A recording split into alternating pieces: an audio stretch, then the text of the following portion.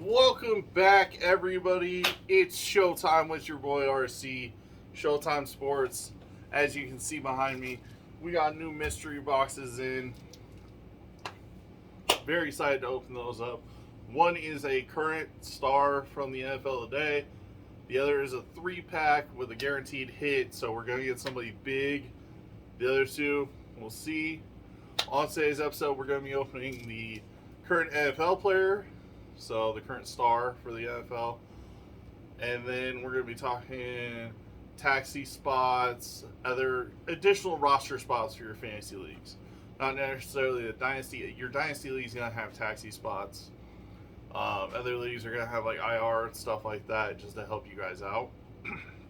But let's dive right into it. We'll be doing the mystery unboxing here in a minute. But first, let's move on to your additional roster spots for your fantasy league.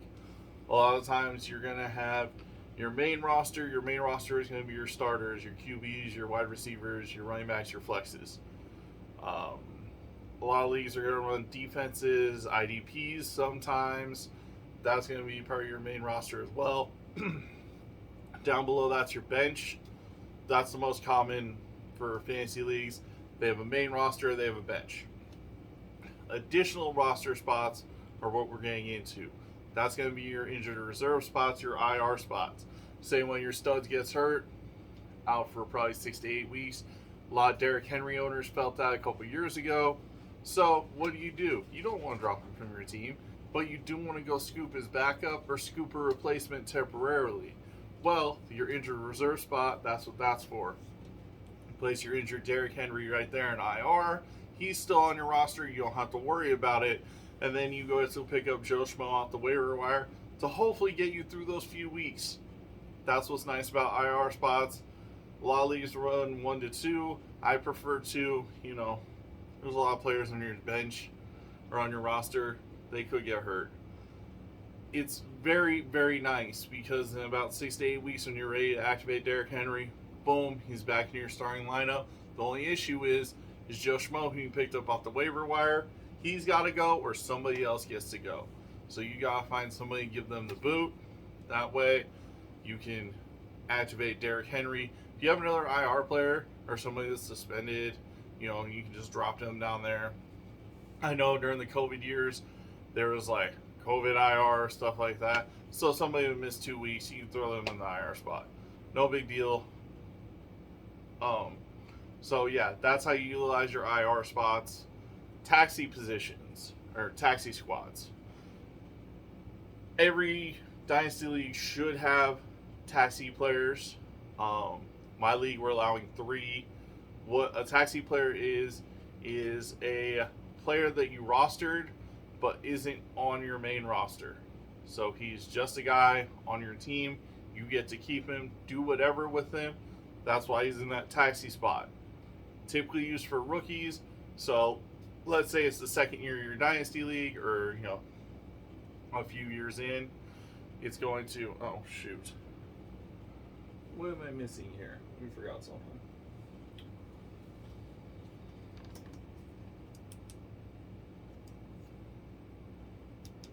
A lot better. I was like, why is it so dim? Sorry about that first couple minutes of the video. But yeah, so your taxi slots are pretty much just going to be like, say it's your next year following your startup for your Dynasty League. Okay, your taxi spots are going to be reserved for your rookies from your rookie draft. If you don't see you using somebody that you pick up in that rookie draft right away, then just, boom, grab him, taxi him. They stay on your roster. I think you can have them taxied for up to 2 years.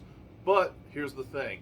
Once you activate that player, once you bring him from your taxi to your bench, your starting lineup, once you activate that player, they can no longer go back to your taxi squad. So once they've been there once, they don't get to go there twice. They're a regular rostered member of your team, and you have to drop somebody. Well, you have to drop somebody because you're activating a guy. So that's going to fill up your roster and give you too many players. So it's all about timing with your taxi players. When do you utilize them? How do you utilize them? Say somebody goes down. Oh, cool. You got their backup running back, now they're starting running back in taxi, boom, activate that guy. So that's what's nice about your taxi slots. Learn how to utilize those. And like I said, they're primarily going to be for your rookies that you're just holding back on. But that's the thing, is when do you cycle out those rookies or cycle in those rookies for the older players? We all know, I mean, running backs lifespans in the NFL are about 8 to 10 years. That's just their prime. That's when they hit. You got to think, when's Austin Eckler's time up? When's some of these other guys' time up? You know, some of these prolific running backs and stuff that you're going to roster now versus when do I cycle them out? When do I just drop them and let somebody else get them? When do I trade them? That's another big thing too, is trading your veteran players. It's all about value. I mean, you have right now, how old is Travis Kelce? 28, 29?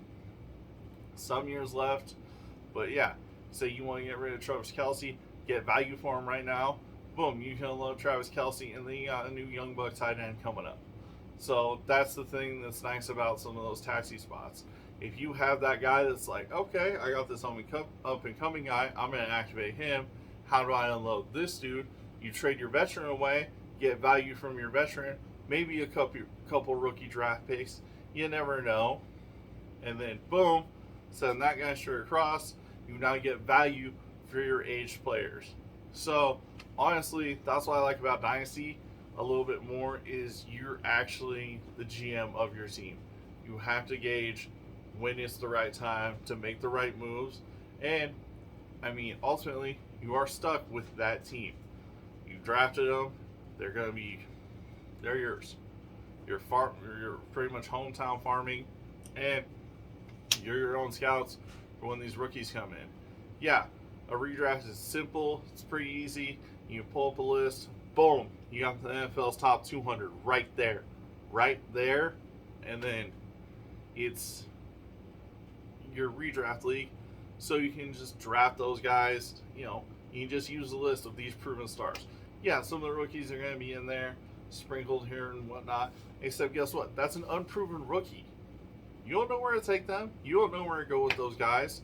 So where do you gauge your rookie players against the vet players on this NFL top 200?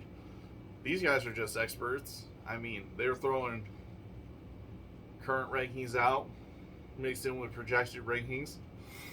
So a lot of these rookies, it's all projections right now. Bijan Robinson, a projected stud, supposed to be phenomenal. Is going to be something great. Could be something great. Here's the thing. We don't know where to go with that. A lot of you Dynasty startups are probably going to take him in the first round, just because if you got him, that's 10 years of success. Hopefully. Some of these redraft leagues are probably going to take him, I don't know, second, third round. Guess what? That's 1 year of success if he has a phenomenal breakout season. I'm not holding my breath. I kind of am. I don't know. It's kind of 50-50 up in there for me. I think the kid could be good, but it's all about the offense and the system he's in. If he has a decent O-line in Atlanta, boom, automatic rookie of the year, potential offensive rookie of the year. It's going to be insane. The kid has major upswing, but with the right man position, there is major downswing. So you could have people like, Melvin Gordon, who had phenomenal years in, Los Angeles or San Diego for the Chargers, but just, he sat out that one season. Austin Eckler became a stud, and ultimately, you don't have to pay Melvin Gordon. So it's all about Bijan's value and how you're going to value running backs. Ultimately, it's how you value the players, because it's your team. I personally go running back heavy. I've told you guys this before. So that's where I'm at with how I draft. I'm going to go pro running back. Superflex leagues are going to be a little different. Superflex leagues are going to be where you have 2 starting quarterbacks in your roster. I do 1 starting quarterback and 1 flex. Well, 2 flexes. A super flex is going to be where you can start a quarterback in your flex position, and then a regular flex. So your super flex dynasty startups like I'm doing this year, I have 2 of them. You're looking at quarterbacks going, a landslide quarterbacks going in the first round. But then there's the thing of where you fall. Are you going to get one of these top 10, 15 quarterbacks or not? And then you are looking at taking Bijan Robinson, probably coupled with like Trevor Lawrence or something, coming back in the second round. So it's going to be how you want to build your team and what's going to be like your ideal playmakers, scorers, all those big name players that you want to gun for, and how you value them. Are you looking to trade up for your Dynasty League, or are you looking to trade down? A big thing for Dynasty Leagues is the ability to trade not only during the draft, before, and after. So, I have one Dynasty League right now. We started it probably 2 weeks ago, activated the league, set the draft order. Boom. Season's already underway for these guys. We're making trades. We're moving up. We're moving down. Picks are flying left and right. I personally traded up into the first round, so I have 2 first-round picks. I'm drafting 2 and 10. I'm super stoked. No second-round pick for me and no fourth-round pick. So I draft 2, I draft 10, we go down, come back, I don't draft. This guy takes my pick. We go down, boom, it's me again. I go back, he's got my 4th-round pick. Ultimately, I like the trade personally because it hooks me up with 2 studs right here, and then I sacrificed an additional good player for an all-star player, in my opinion. So we'll see how that goes. A lot of teams are moving. We had one guy, he moved from 11th to 4th.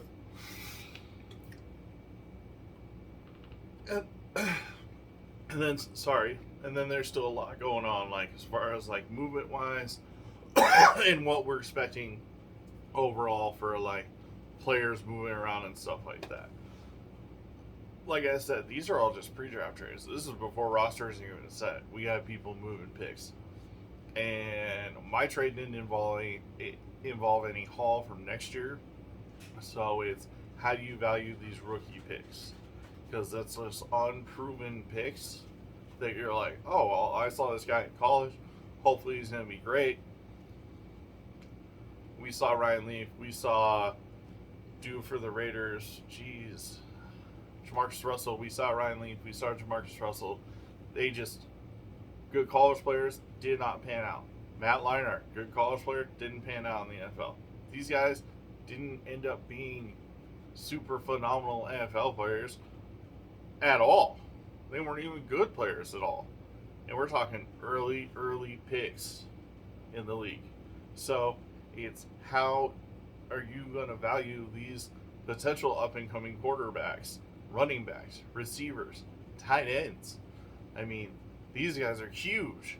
Tight end is a position that takes years to develop in the NFL. Think of it. There's no real rookie stud tight ends.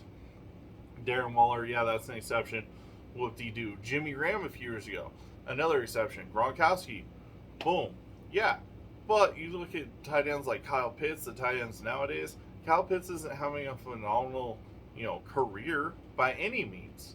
And he was a stud coming out of college. A lot of people thought he was going to be huge, but he's a young kid that's not really producing a lot. And that's one of those things where it's like, where do you value those tight ends coming up? Where do you value the other people coming up? The running backs, the receivers. Jerry Jeudy's supposed to be one of the most prolific receivers in the NFL. Isn't really panning out that well. Granted, injuries have something to do with it. Lack of quarterback talent has a lot to do with it. Trust me, I'm a Bronco fan. It sucks to see people like that struggle. There's other receivers that just aren't catching on from that draft class. I mean, but here's the thing is, do you take your rookie picks and try to move up and get players from your draft now? Or potentially do you want to take those rookie picks and some of your already drafted assets to move on for other players? So that's another crazy thing is you get to trade next year's picks, the following year's picks even. I mean, I have access to my next 2 years worth of picks. So if I wanted to, my other Dynasty League, I offer a guy 3 first-round picks for his number 1 overall pick. So we'll see if that comes through. It's crazy. It's just all like your dynasty league. Most of these dynasty leagues, their rookie draft's already over. So their rookie draft is done. They're already moving players. Mine hasn't even started. We haven't done our inaugural draft yet. But it's crazy that, the league already started and there's no players rostered. Like, just all the moves and all that stuff. So, I'm super excited. Don't forget to comment below. If you have any fantasy questions, I'll get around to them. If you like the content, smash the like and subscribe. I'm just, let's get these views up. Come on, guys. I'm trying to get out there. All right, so we're halfway through the show right now. Let's get into it. Like I said, this is going to be our current NFL star. I haven't, you just heard the box open. I have no idea what's in here. I'm super excited. Like I said, it is a current NFL star. They had a list of some of the guys they had on there. I wasn't paying too much attention to it. I just was like, oh, give me that. It's a white jersey. I can see some red and yellow, so it's going to be a commander more than likely, or a chief. Commander or a chief. Definitely a chief. This is number 11 for the Chiefs. Marquez Valdez-Scantling. MVS.